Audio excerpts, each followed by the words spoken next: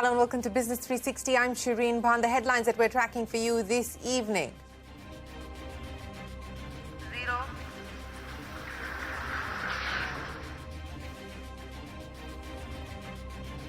India's third moon mission successfully lifts off from Sriharikota. Chandrayaan-3 will attempt a soft landing on the lunar surface after a 6-week journey. If successful, India will become only the fourth nation after the US, the Soviet Union and China to land a probe on the moon.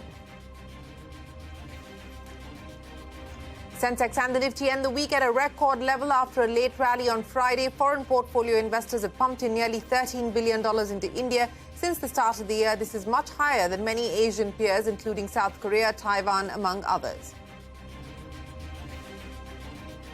Prime Minister Modi and French President Macron attend the Bastille Day parade in Paris. India's UPI flies into France, expanding its global footprint.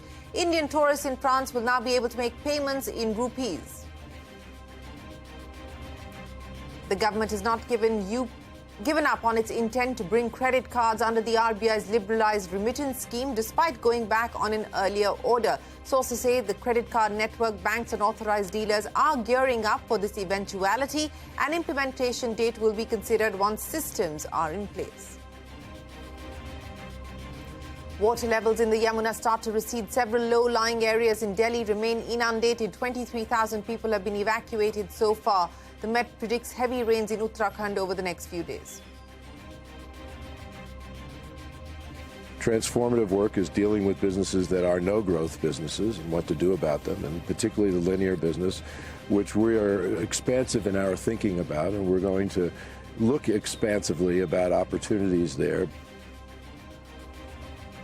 Disney CEO Bob Iger says he's open to selling the television assets, which include ESPN, ABC and Star India, saying it may not be core to the company's future. Adds that they want to remain in sports but are open-minded about potentially adding a strategic partner for the ESPN business.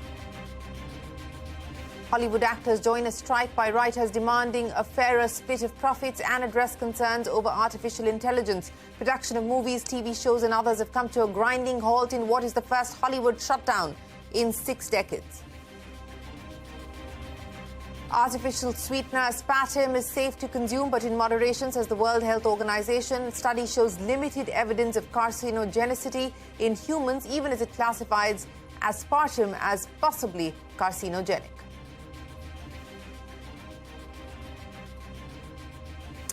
Well, let's start with the market action. The Sensex and the Nifty ending at a record high. Thanks to a late rally, the Sensex gained over 500 points and the Nifty added 150 points. Mid-caps led from the front today. Bank stocks underperformed marginally, though. Surabhi is standing by to wrap up the market action. A strong close this Friday, Surabhi. Well, what a day for the street. A fantastic Friday to cap it off. Total gains of about 1.5%. And it seemed the bulls were just waiting for the Chandrayaan mission to really take off for the moon. We've been struggling around this mark for almost 6 sessions, but today, 7th day running, the bulls really got lucky because not only did we take out 19,500, we've made fresh all-time highs, and we've done that with conviction. Today's all-time high, or today's intraday high basically, was 19,589. Lots of momentum from a quarter from where you least expected it. And I'm talking about technology. Today's rally in the tech space was absolutely ferocious. Companies can say what they want, numbers can be whatever they are, but the market was in a mood to buy. So on the Nifty gainers list, the top 6 stocks were actually technology names. It started off with TCS, so we're talking hefty gains of 5% on that one. That was followed up by Infosys, LTI Mindtree, Tech Mahindra, and even Wipro, where there's a contraction in revenue in the first quarter. Just did not matter for the bulls. In fact, the IT rally was so strong, the large cap rally, that it started rubbing off on mid-cap IT stocks as well. Emphasis, Mastech, these were some of the names. Even Sonata Software gains between 4-5% on these stocks. Okay, what moved beyond IT? Real estate kept the bulls good company. There was buying in auto stocks, more prominent in the two-wheelers than in the four-wheelers, but autos look pretty okay as well. And banks finally decided to join the party. The Bank Nifty was actually struggling around the lows of the day, around 230. But then 3 o'clock onwards, I think just after that lift-off in Sriharikota, the Bank Nifty also decided to take off and finally ended with a gain of about 0.5%.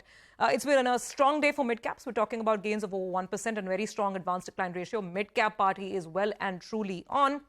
And what's important to note is that a lot of technical analysts have been pointing this out, that if you get a very clean break, because we spent some time around 19,500, so now if this clean break can really hold, because it was done with momentum, then perhaps, who knows, we could be in for a fresh leg up on the Nifty. Earnings will be driving all the action, local and global, come next week. Of course, Friday night itself, you'll have all the big Wall Street banks, JPM, Wells, Citi, all of them reporting. So that will set the tone in terms of the global market action. And even for us, we come back on Monday, lots of numbers to talk about. There'll be Avenue Supermart over the weekend, and there's LTI, Mindtree, interesting mid-caps like Tata Elxsi. So lots of action, all earnings driven as we start off next week. But for now, the bulls have gone into the weekend on a high and in style. Surabhi, many thanks for joining us. Record high for the market this Friday afternoon. And foreign portfolio investors have pumped in nearly $13 billion into India so far this year. In fact, India has outperformed many Asian peers. Sonia is standing by with the FPI inflows. Sonia. Oh, absolutely. Thanks a lot for that. It is a significant amount of money that has come into the Indian markets this year so far compared to its Asian peers. It has been one of the best performing markets. And if you look at it, it is the biggest buying that foreign portfolio investors have done in India since way back in December 2020. If you look at the absolute numbers, India has seen almost $13 billion of money that has come in. Now let's compare it to their Asian peers.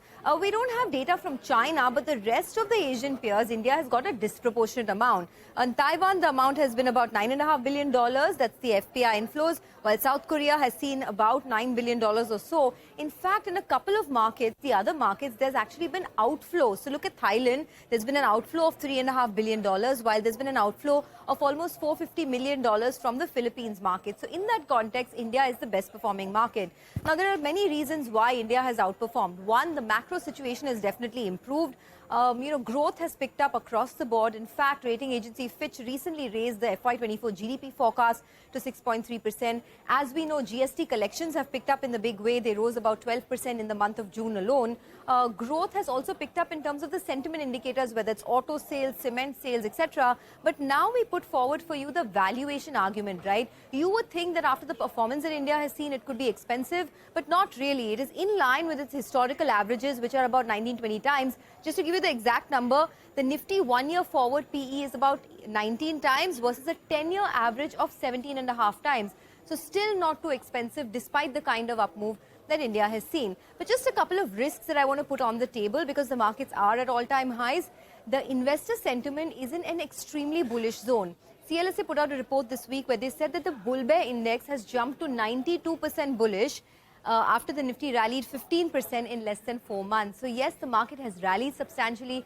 Some caution perhaps is due to be taken on board, but suffice to say India has been the best performing market this year. All right, Sonia, many thanks for joining us. That's the latest as far as FPI inflows are concerned. And let's move to the other big story that we are tracking. Prime Minister Modi and French President Macron attended the Bastille Day parade in Paris. The parade saw the participation of a 269-member Indian Tri-Services contingent. 3 Rafale fighter jets of the Indian Air Force joined the flypast on the occasion, along with French jets. Prime Minister Modi also addressed the Indian diaspora in Paris last night. In his address, the Prime Minister said that both India and France have agreed on using Unified Payment Interface or the UPI mechanism in France, and that Indian tourists in France will now be able to use UPI there. And speaking of the UPI, the payment interface has been seen growing acceptance globally across countries before adding France to its list. That is, Ritu is standing by with more on UPI expanding its global footprint. Ritu, France the latest, but take us through who else has tie-ups now for the UPI. Well, UPI, which has really been the catalyst for boosting digital payments in India and making it the envy of the world, is going global. And in the latest development, after inking a similar agreement with Singapore in Feb this year, India and France have now entered into an agreement to allow the use of UPI in France very soon. And this is a significant step towards expanding the reach of UPI and promoting seamless digital transactions. But did you know that UPI has already made its mark in several other countries?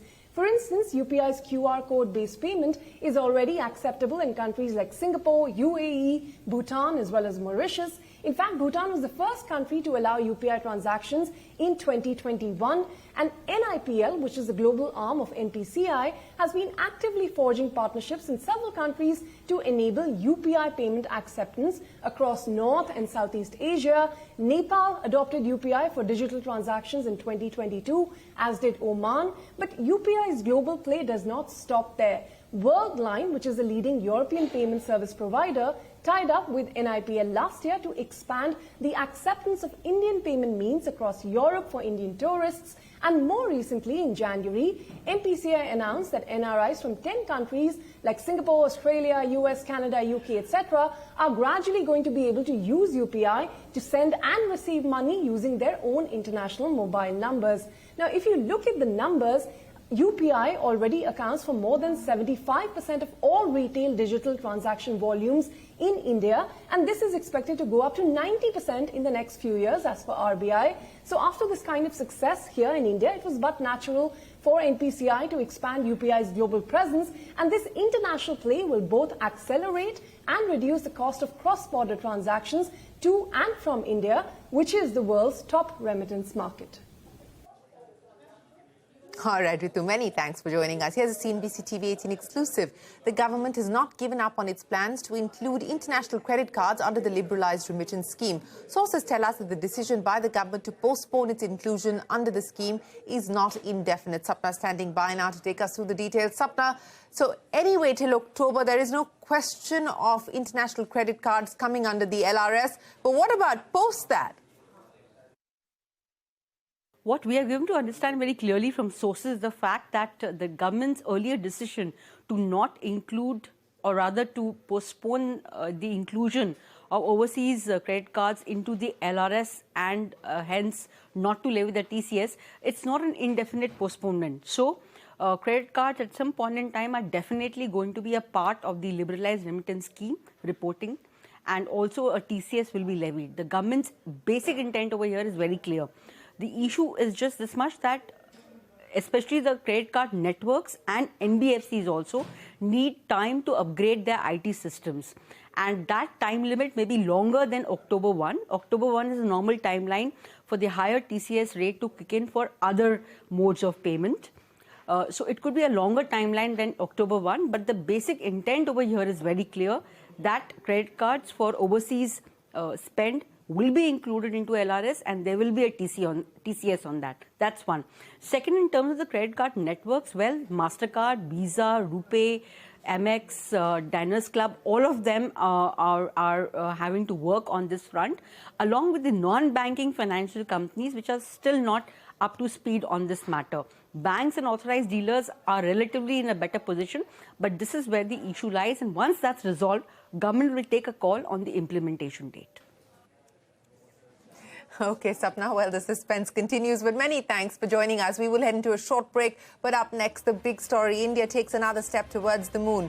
Chandrayaan-3, ISRO's third lunar exploration mission, successfully lifted off from Sriharikota today. That and more when we return.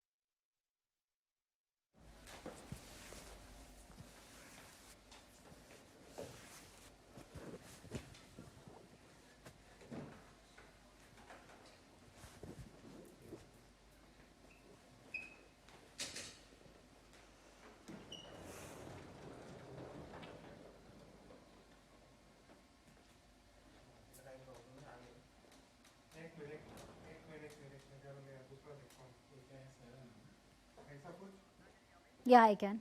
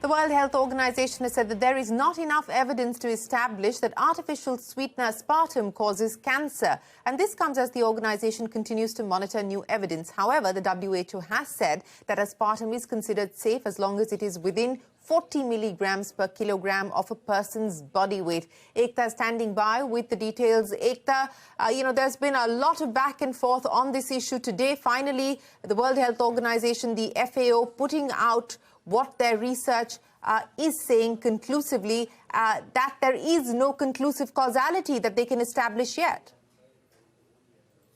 Well, the WHO has said that there is not enough evidence to establish if the 40-year-old artificial sweetener aspartame causes cancer as it continues to monitor new evidence. The International Agency for Research on Cancer, or the IARC, and the Joint Expert Committee on Food Additives, or the JECFA, carried out independent but complementary reviews on the chemical-based sweetener to assess its health risks.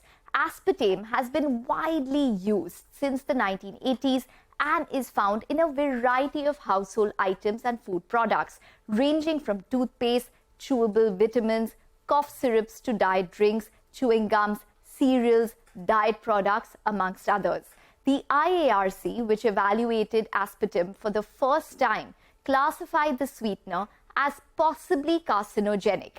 The artificial sweetener has now been clubbed with 300 other agents that the IARC thinks is possibly carcinogenic but has limited evidence supporting the linkage to it. This ranges from aloe vera, pickled vegetables to lead, carbon black and diesel fuel. The JECFA conducted their review on aspartame for the third time and said there is no need to cut daily intake. A person can consume up to 40 mg of aspartame per kg of body weight. That means a person weighing 70 kgs can consume 2,800 mg of aspartame a day. A diet soft drink contains 200 to 300 mg of aspartame, so a 70 kg individual will only exceed the daily limit of the sweetener if they consume more than 9 to 14 cans of the soda drink or diet soda drink in a day. Lastly, the WHO has pointed that while safety is not a major concern at the doses which are commonly used of the sweetener, the potential effects need to be investigated by more and better studies to assess whether it does indeed cause cancer, the disease which kills 1 in 6 people every year globally. 3, 2, 1, 0. Lift off normal. Here we have a majestic lift-off of LM-3 M4 rocket carrying India's prestigious Chandrayaan-3 spacecraft. गंभीर का rocket आसमान को चीरते हुए अपनी भयानक दहाड़ से चारों ओर कंपन उत्पन्न कर रहा है.